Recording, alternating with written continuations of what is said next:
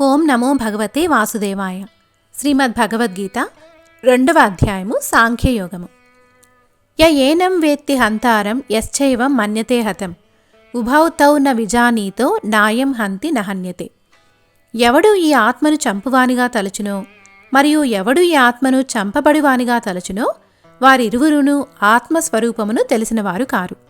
ఈ ఆత్మ దేనిని చంపుటలేదు, దేనిచేతను చంపబడుటలేదు. అంటే చావు అనేది శరీరానికి మాత్రమే కానీ ఆత్మకి చావు లేదు అని శ్రీకృష్ణుడి భావన.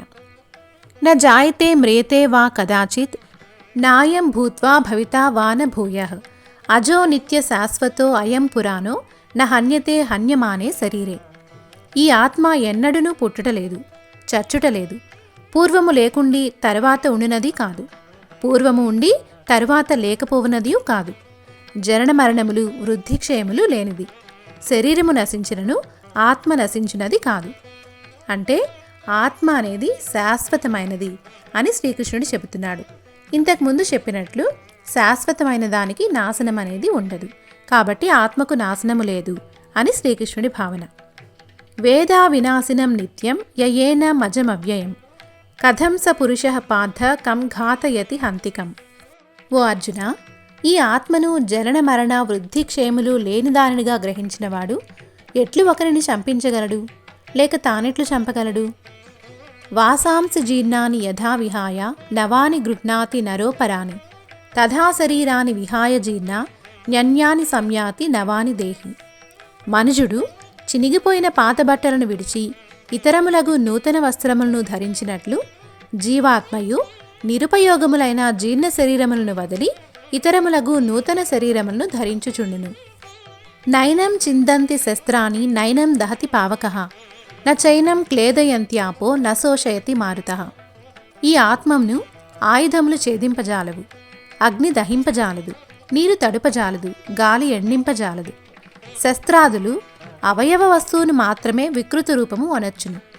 నిరవయవమగు ఆ ఆకాశం ఎట్లో అట్లే ఆత్మను ఏమీయూ చేయజాలవని భావము.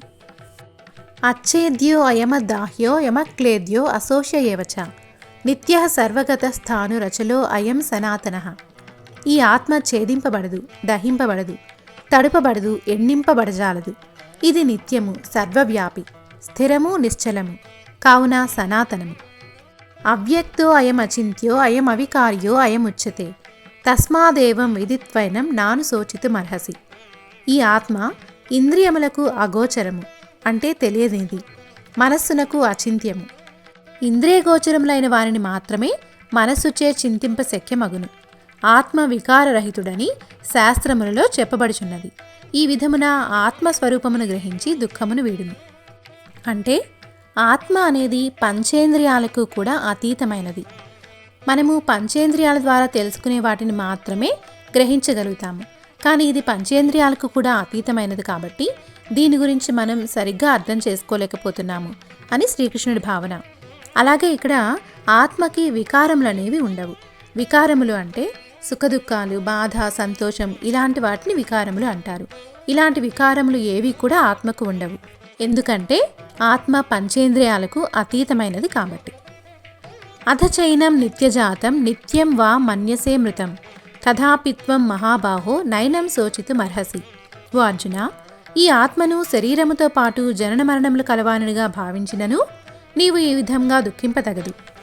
అంటే మనకి అనిపించవచ్చు, పంచేంద్రియాలకు తెలియని దాని గురించి మనం ఎలా నమ్మాలి, ఇది ఉంది అని ఎలా తెలుస్తుంది అని మనకి సందేహం రావచ్చు. ఒకవేళ అర్జునుడికి కూడా అలాంటి సందేహమే ఉన్నా కూడా ఆ సందేహాన్ని కూడా నివృత్తి చేస్తున్నాడు శ్రీకృష్ణ భగవానుడు. అంటే అర్జున, నువ్వు అనుకున్నట్లు ఈ ఆత్మ శరీరంతో పాటు మాత్రమే పుట్టినది అనుకున్నా కూడా నువ్వు దాని గురించి దుఃఖించాల్సిన అవసరం లేదు. ఎందుకు అంటే అని చెబుతున్నాడు. జాతస్య హి ధ్రువో మృత్యు ధ్రువం జన్మ మృతస్య చ తస్మాత్ పరిహార్యేద్ధే నత్వం శోచితుమర్హసి. ఎందుకు అంటే పుట్టిన వానికి చావు, చచ్చిన వానికి పుట్టుక తప్పవు. బ్రహ్మజ్ఞానము కలుగక మరణించిన వానికి స్వకర్మానుసారము పునర్జన్మము తప్పదు. ఇట్లు తప్పనిసరిగా జరుగు విషయమును గూర్చి నీవు దుఃఖింపతగదు.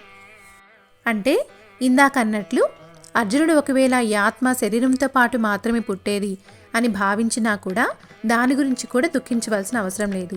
ఎందుకు అంటే ఇంతకు ముందు చెప్పుకున్నట్లు శాశ్వతమైన దానికి నాశనం ఉండదు, కానీ దేనికైతే ఉత్పత్తి ఉంటుందో దానికి వినాశనం కూడా ఉంటుంది. శరీరము పుట్టింది అంటే ఉత్పత్తి జరిగింది, మరి ఉత్పత్తి ఉన్నదానికి వినాశనం కూడా తప్పనిసరిగా ఉండాలి కదా. కాబట్టి పుట్టిన దానికి చనిపోవడం కూడా తప్పనిసరిగా జరుగుతుంది. ఈ శరీరం నాశనం అవడం కూడా తప్పనిసరిగా జరిగేదే కదా. మరి తప్పనిసరైన వాటి గురించి నువ్వు ఎందుకు దుఃఖించాలి అని శ్రీకృష్ణుడు అర్జునుడితో చెబుతున్నాడు. అవ్యక్తాదీని భూతాని వ్యక్త మధ్యాని భారత, అవ్యక్త నిధనాన్యేవ తత్ర కా పరిదేవన.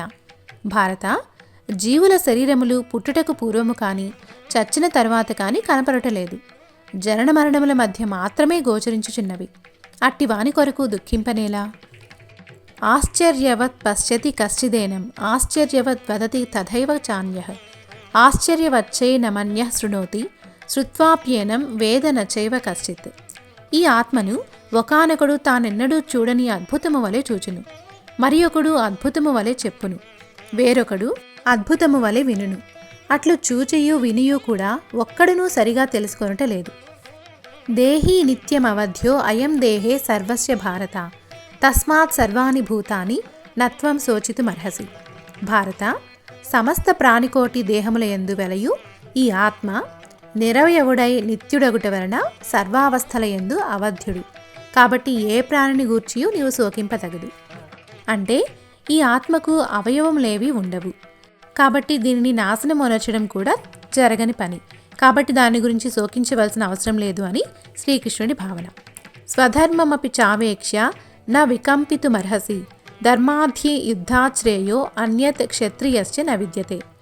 స్వధర్మమును విచారించుకొనినను యుద్ధము నుండి మరలు నీకు తగదు. ఏలయనినా ధర్మయుద్ధము కంటే శ్రేయస్కరమైనది మరి ఒకటి క్షత్రియునికి లేదు. అంటే ఈ ఆత్మ వీటన్నిటి గురించి పక్కన పెట్టినా కూడా స్వధర్మాన్ని నువ్వు గుర్తు చేసుకున్నా కూడా, అంటే క్షత్రియ ధర్మం, స్వధర్మము అంటే తన కులధర్మం, వృత్తి ధర్మం, ఆ స్వధర్మాన్ని గుర్తు చేసుకున్నా కూడా క్షత్రియుడు ఎప్పుడూ కూడా ధర్మం కోసం పోరాటం చేయాలి, యుద్ధం చేయాలి.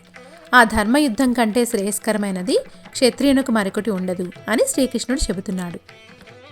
యదృచ్ఛయా చోపపన్నం స్వర్గద్వారమపావృతం సుఖినః క్షత్రియాః పార్థ లభంతే యుద్ధమీదృశం. పార్థ, అప్రయత్నముగా లభించినదియును స్వర్గము కలుగుచేయనదియును అగు ఇట్టి ధర్మయుద్ధము లభించిన క్షత్రియులు సుఖవంతులే అగుదురు.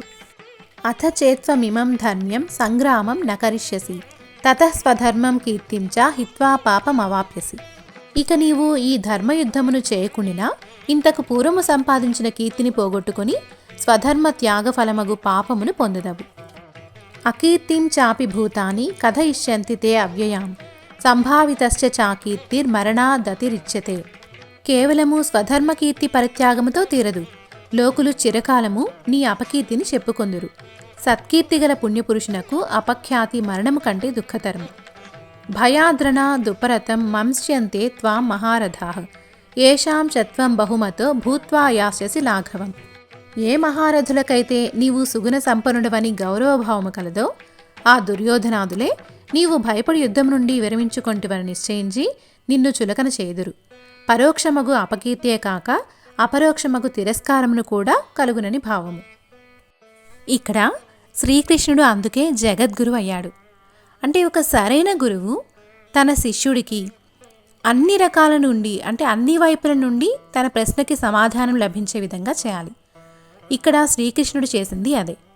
అర్జునుడికి తను బాధపడుతున్నందుకు ఇది బాధపడవలసిన విషయం కాదు, ఏ రకంగా చూసినా ఏ వైపు నుండి చూసినా కూడా నువ్వు ఈ యుద్ధం చేయడానికి బాధపడాల్సిన అవసరం లేదు అని అర్జునుడికి చక్కగా అర్థమయ్యే విధంగా చెబుతున్నాడు. ఇలా అన్ని రకాలుగా కూడా శ్రీకృష్ణుడు అర్జునుడికి తను యుద్ధం ఎందుకు చేయాలి అనేది వివరంగా చెబుతున్నాడు అనమాట.